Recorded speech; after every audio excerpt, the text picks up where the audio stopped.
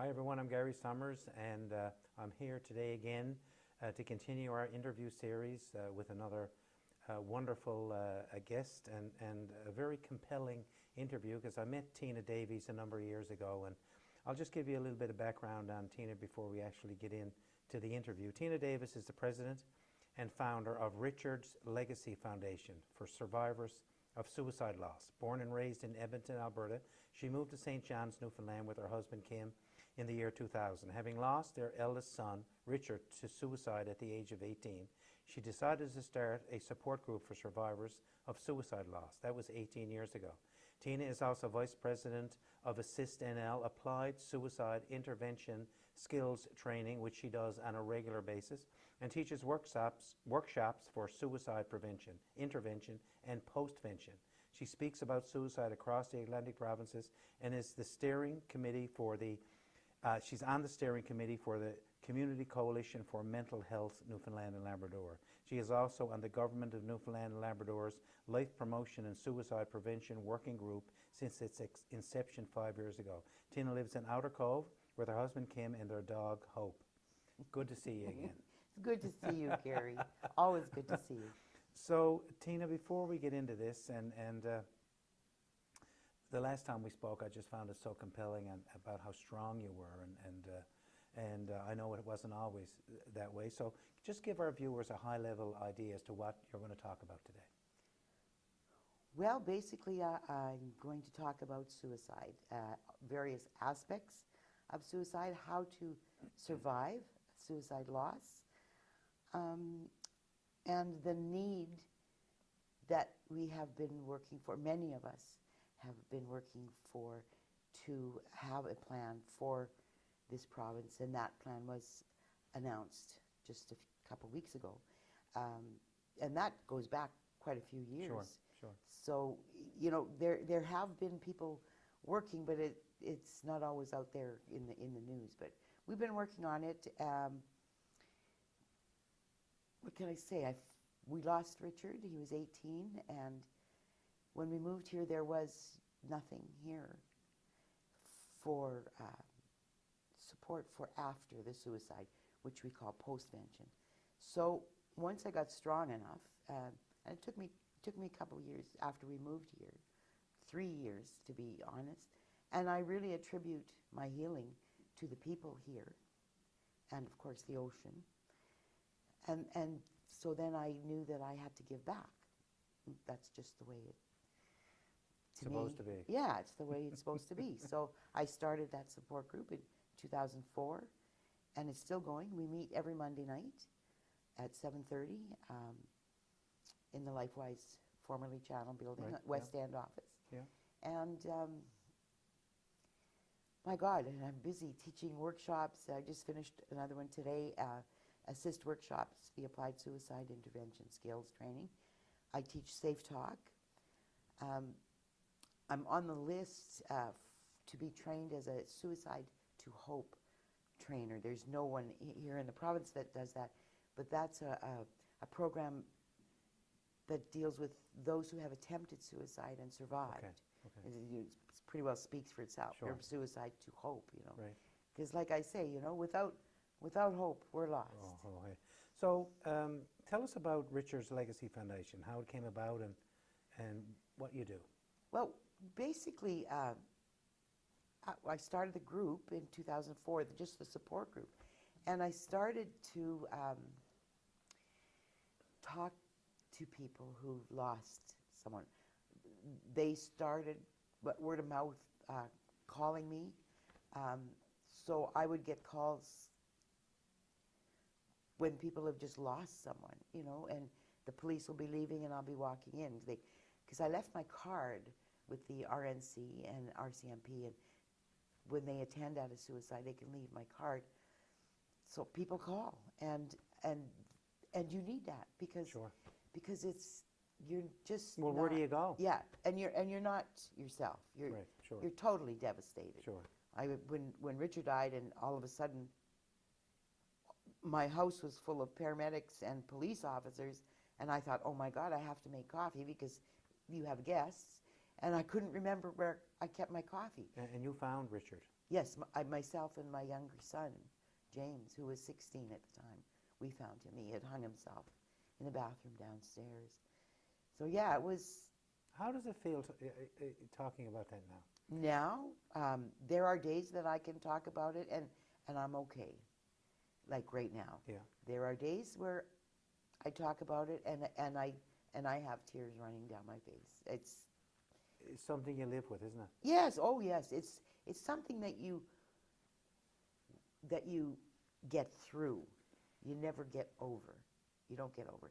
However, the good part, if you can find a good part in this, is that you do learn to cope. You learn how to live with it. You learn that you can have joy in your life again. And one of the funny things is because this has shattered you totally, when you start healing and you start putting those pieces back together, there's always going to be cracks. You're never going to be the same. But like Leonard Cohen says, that's how the light gets in. That's how the light gets in. It's through those cracks. And you can have joy. And the way to heal and get through this is to talk about it. Talk about it. And don't stop talking about it until you feel like that you're okay, you know? Talk to somebody.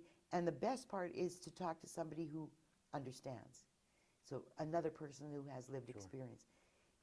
And like I always say, I have great respect and admiration for psychiatrists, psychologists, and counselors, any mental health worker. They have their place, absolutely. Absolutely. But can't tell you how many people have come to the support group and said, I've gone through 3 doctors, and I haven't gotten out of those 3 what I got here in just 1 meeting. And I said, well, it's not because, I don't have those letters after my name. I graduated from the School of Hard Knocks. But you've got the experience. Oh, I sure do. I sure which do. Which they don't have. Yeah, almost 3 decades now, so, yeah. So, just explain a little more about the support group. Like what, you said you meet once a week. We meet every week. What would be a typical meeting? Would because you see sometimes people in support groups sitting around in a circle, and then one person stands up and talks. I'm really glad you asked me that. Really, truly, because you have no idea. Exactly. People are terrified Sure. to come to the group, Sure, right? exactly. They're terrified because they That's think all they know. They think it's like an AA meeting where it's a brightly lit room. Yeah. There's 100 pairs of eyes turn and look at you when you walk in. Yeah. And with the stigma and shame associated with Sure. suicide, that's the last thing you need, and it's the last thing you want. So when they come to our group, it's low lighting. It's in like a living room area type. We have love seats and comfortable chairs, and we have a fireplace on one wall. Over there is a coffee and tea and a fridge and microwave, whatever. And we just sit around on the comfortable. And if someone wants to come and just listen, that's okay? Yes, you can. Like if you want to come and if you want to accompany somebody who's lost someone, Sure. That's perfectly fine. And we even had a young gal come to the meetings because she was taking social work and she wanted to understand Sure. a little bit more about Sure. how things are done, right? And those kinds of people I give kudos to. Sure. Big time. Because they don't have to. That's right. Right? But That's they right. choose to. Yeah. And so basically, after the group started and I started going all around the province, particularly I spent an awful lot of time in Burin Peninsula. It felt like every time I went there that I was going home because I was there so often, and I met so many wonderful people there. We did a lot of assist workshops. Eastern Health Partner asked me to partner with them, and they paid for all the assist workshops. We trained the nurses and doctors and healthcare workers there at Burin Hospital, and we did community workshops. Great stuff. And we've been traveling all over. Now, as just a person, just a single person, I suppose I could have asked for donations, but I don't do that. It's not I you. don't. That's not you. No, and I don't do this for the money. That Yeah, you know, anybody can tell you that. But as it got more involved, I knew I needed something legit, something Sure. so that I could accept donations per chance. Sure. That kind of thing. And so I set up that foundation, and it's getting to be more known. I mean, the support groups have been running 18 years. Still people don't know about it.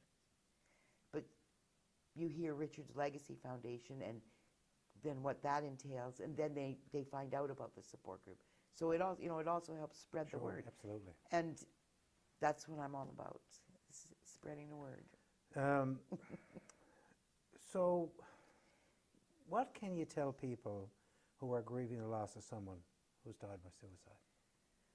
Someone, it could be out there right now. Yeah. I guarantee it, there's somebody out there right now. I guarantee it too. Whether that's last week, last month, last year, 10 years, 15, who knows? Yeah. Right? Yeah. What? Look at them and tell them. Okay. First of all, I'm so sorry for your loss. I want you to know that you're not alone, and there are people who can help you. I need you to know that this pain that you're feeling won't stay this intense for the rest of your life. We can work through it. They don't call it grief work for nothing. We do have to do the work, but we can work through this, and you can get to a point where you can smile again and not feel guilty, and you can laugh again. You can enjoy life. And I know you may have a hard time believing that, but it's true. This is something that we do not get over, but we do get through it. I liken it to a dancer, someone who dances for a living. They fall, they break their leg in several places. It takes a long time to heal, but it heals. And they can dance again. They may dance with a limp, but they can dance again. So let me help you dance again. Tina, you said something to the effect of you can smile again without feeling guilty, and I think that's part of the issue, that I'm not living up to how I'm supposed to be if I smile again, because I don't know what would people think of me, or oh yeah, there's always that. there's not enough time has gone past. Yeah. So I think that's the biggest thing, is to be able to know what you said to people is they can smile again without feeling guilty. I think that's absolutely, because guilt comes from, I guess, I should have known. Guilt is one of the biggest things left after a suicide loss. That they call it a complicated grief, and it is complicated because of the guilt. Sure. But you learn that love and pain, joy and pain, can live side by side. I do it every day. I've been doing it 95 to this December. It'll be 29 years, something like that. Yeah, right. So it can be done, and I'm no superhero person. I'm just an average person that needed to do something to help others so that they never had to feel the same way that I did. And your point about you're an average person, I'm an average person. We're all average people. Yeah. So I guess the point for our viewers is that if you can get through it, then everybody can get through it. Yes, sir. I had a couple come to the support group meetings, a few meetings, and the husband said they lost their child, and the husband said to me, you want to know why I keep coming to these meetings? And I said, sure, tell me, because it's different. Men and women are different. Sure. He said, because I see you, and you've been through this, and you're still here. And it helps me to know that I can still be here too, that I can do this. And that's what it's all about, isn't it? Yeah. We're just here to help each other Yeah. and walk each other home. That's it. The province recently released a 5-year plan for suicide prevention. How are you involved in that, and what can we look forward to in this area? I'm so pleased. The day that they invited me to be there, and the day that it was announced, I was really, truly overwhelmed, because I got to tell you, for a long time, I've felt very alone in this, like very alone doing this, especially the postvention, because there was Sure. nothing, you know, and Well, you must feel I feel like supported. you've made it, Well, I right? feel that you've supported. supported, yeah, Yeah. that your dream has finally become, It's getting there. Right? It's getting there. I feel supported now, and ready to keep my sleeves rolled up, or roll them up even further, and get these 12 action plans moving in the right way, because it's so important. It's brilliant. A lot of people did a lot of work to first, just to get the petition into the House of Assembly, to have the all-party committee go around the province, right, for all those little town halls meetings, and then then everybody kicks in, the government and everybody kicks in, and we worked on this for the past 5, almost 6 years, and for it to come to this is like, I could hardly speak, but I felt supported for the Sure. first time in I guess for the first time. What do you say to someone who might ask you the question, how long am I going to feel like this? I'm going to tell them the truth, because I don't lie. I lay it on the table. You're going to feel like this for the rest of your life, but you're not going to feel like this for the rest of your life. It's not going to, that pain isn't going to stay so intense, right? Because at the beginning, and the beginning can be, it varies for every individual. Right. And I guess that's the other point too, right? And someone was able to bounce back, you know, and then other people are just stuck. Well, it took me 8 years to, I didn't start healing till I moved here. Wow, Like, that okay. was 5 years after Yeah. Richard died. I was working, if I came home for 2 hours to sleep at night, that was a big deal. If we'd have stayed there, I would be dead. There's no question. But how... Is that why you moved? No. My husband had been offered a position 3 times. The first time to come out here for a managerial position, and the first time he came home, it was just like no. It was only like, I think, a year and a half after Richard died. I said, no. And then again, 3 years. No, it was still no. I just was not. I was Did you just feel running. like you were leaving Richard? No, I was trying not to even think about Richard. I was running. I was running. I wasn't dealing with it. I was not. Well, that's common, isn't it? Yeah, I wasn't even in my right mind. There's huge chunks I don't even remember. So then the third time he came, he said that company got smart. They said, let's fly Tina out to St. John's and see if she likes it. You never know. So he brings this to me, and I'm thinking, In my head, I'm thinking, well, I'll get a free holiday, right? I'll get to see Newfoundland, which I probably never would have, Yeah. being born and raised in Alberta, yeah. So I said, okay, and I'll go, and then I'll just, in my head, then I'll just come back to my miserable existence. So we fly out here. We get here into St. John's around dinner time. The next day, my husband, I drop him off at the office, and I drove everywhere. I drove out to Fairyland, and just to try to Sure. get a feel, right? Yeah. And coming back, I saw the golf course at Pippi Park, and I said, oh, I got some time. I can play around a golf before I have to go pick him up. So I go up there, and they pair me at first with this woman. She's 76 years old. Her name is Marge, and oh my God, what a hoot. She'd say, see these blueberry bushes around the tees? don't eat the blueberries because all the golfers pee on them. You said, don't eat them. You know, we laughed the whole time we golf.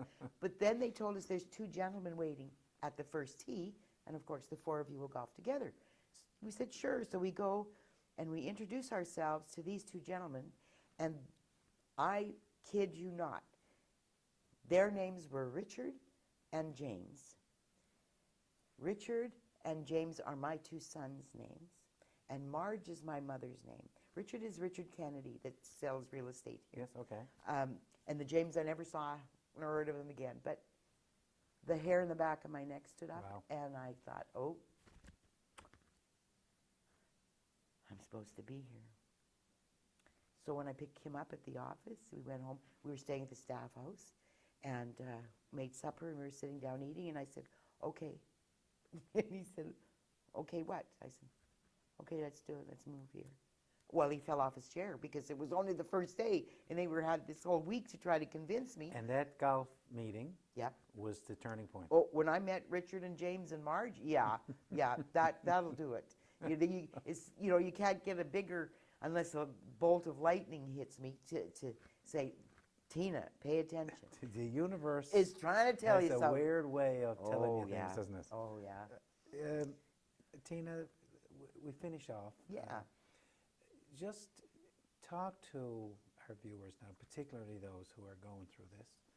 Sure. And just give them some advice to help them now.